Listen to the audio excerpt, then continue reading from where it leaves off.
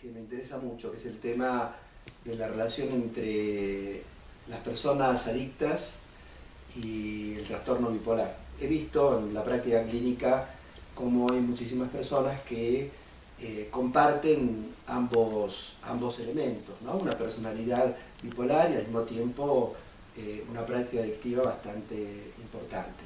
¿En tu práctica clínica registrás lo mismo, ves lo mismo? Sí, fíjate que aquí hay un tema muy interesante en relación a, vamos a ponerlo en tres partes. ¿Cuál es la personalidad del sujeto previa al consumo? Ahí puede haber gente que tienda a ser más depresiva y el consumo los pone a circular socialmente. Esa es una parte, pero o al revés, ¿no? Que hay gente que es muy eufórica y el consumo los baja. Pero por otra parte, lo que sí es una constante, casi todas las drogas, después de dejar de consumir, después de que pierde el efecto incluso, la droga, aparece la expresión clara de depresión, de tristeza. Casi todos los estudios de tipo psiquiátrico y demás refieren que hay una presencia de un estado depresivo después de que el sujeto ha dejado de consumir. Es decir, la tendencia de las personas a ser alegres se puede entender con algunas drogas que generan esa alegría con mucho entusiasmo. Puedo incluso nombrarlas como el éxtasis, como la misma cocaína y demás. La risa que causa la marihuana como efecto es extraordinaria, ¿no? Esa es una alegría, una capacidad, una compulsión a reírse de parte de quien está bajo los efectos del tetracannabinol 9, que esa es una reacción muy similar a quien estaría en un estado maníaco de repente en una risa incontrolable. Entonces, hay elementos que están, digamos, paralelamente.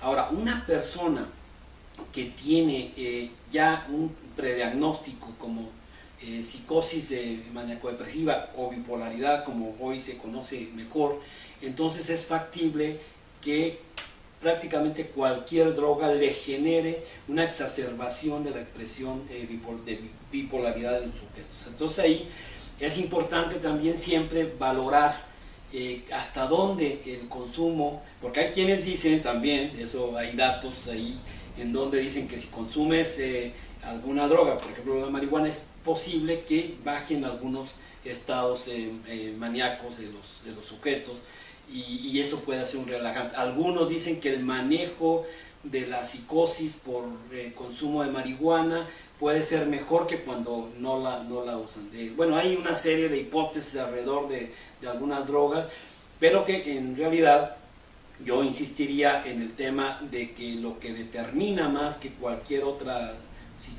cuestión aislada es el contexto, el sujeto y la dosis de la droga que esté utilizando. Y en esto que estás diciendo, por como lo mencionabas, pareciera que hay como una especie de triángulo entre adicción, bipolaridad, tristeza, pérdidas, duelos, es decir, como de alguna manera hay una conexión. Sí, bueno, hay una figura, yo hace algún tiempo en mis seminarios pongo el uso de drogas en la figura de la depresión. ¿Qué quiere decir? Que las personas que tienen alguna pérdida, efectivamente, tienden a usar invariablemente algún tipo de drogas. O sea, eso es una relación directa para aliviar, para sobrellevar el estado de duelo en el que están pasando, algunas con drogas consideradas lícitas, ¿no? El alcohol, el tabaco fundamentalmente, y otras con drogas ilícitas. Es decir, si la figura de la pérdida es un factor relacionado permanentemente con el consumo de drogas en las personas que tienen esta sensibilidad ante la pérdida. Es interesante ver que en los últimos 50 años o los últimos 40 años se ha trabajado mucho sobre las adicciones y la bipolaridad, y que curiosamente cada día hay más personas adictas y cada día hay más personas bipolares. Sí. Y tal vez no solo es una cuestión de recursos, instrumentos y herramientas, sino también de la posibilidad de poder pensar las adicciones y poder pensar la bipolaridad desde otros paradigmas. No se trata solamente de, así como en la medicina, conseguir nuevos remedios más sofisticados o nuevas técnicas psicológicas más sofisticadas, sino también cambiar el concepto que se tiene de la adicción y el tema de la bipolaridad. Por ejemplo, esto que mencionabas, hay una fuerte corriente vinculada con el consumo, por ejemplo, del alcohol, de la adicción alcohólica, ¿no? El tema es no consumir, ¿no? Y tal vez el tema no sea no consumir, sino poder parar. Claro. Entonces, yo escucho mucha gente que dice, soy alcohólico, ¿no? Hace 20 años que no tomo una gota de alcohol, pero soy alcohólico. Y esta identidad con el síntoma, esta identidad con la adicción, es una perspectiva que me parece que hay que cambiar. Sí, sobre todo, como bien lo comentas, buscar estrategias diferentes que rebasen la concepción social que se tiene del hecho de consumir, o como tú bien lo trabajas en la bipolaridad como don. No necesariamente el tema de estar bajo los efectos de la droga en sí mismo y para siempre es algo dañino. O sea, es un tema que vale la pena también tener una mayor flexibilidad para poder comprender lo que está pasando. Cuando la persona sí es adicta y ya su adicción lo atrapó, ¿no? Ya queda imposibilitado, pues ahí no tenemos más remedio que contenerlo, ¿no? Apoyarlo para que esta etapa en la que está pasando pueda ser trascendida. Pero no necesariamente el tema es que siempre lo veamos de esa manera, como una persona enferma de una vez y para toda la vida. Sí hay casos que yo pienso que los mismos consumidores que después se convierten en adictos saben que no pueden acercarse al alcohol, o en este caso, ni a otras drogas. Pero ellos lo saben. Ellos, más allá de cualquier otra concepción, ellos acaban por entender que no son capaces de detenerse.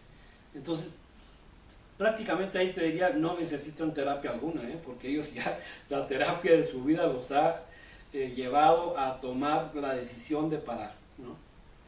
Y yo creo que esto es un elemento también muy importante que todo terapeuta debe entender, ¿no? Porque a veces la concepción del terapeuta también determina, la concepción social del terapeuta y técnica, clínica y teórica que tiene del problema, determina también su forma de abordaje, ¿no?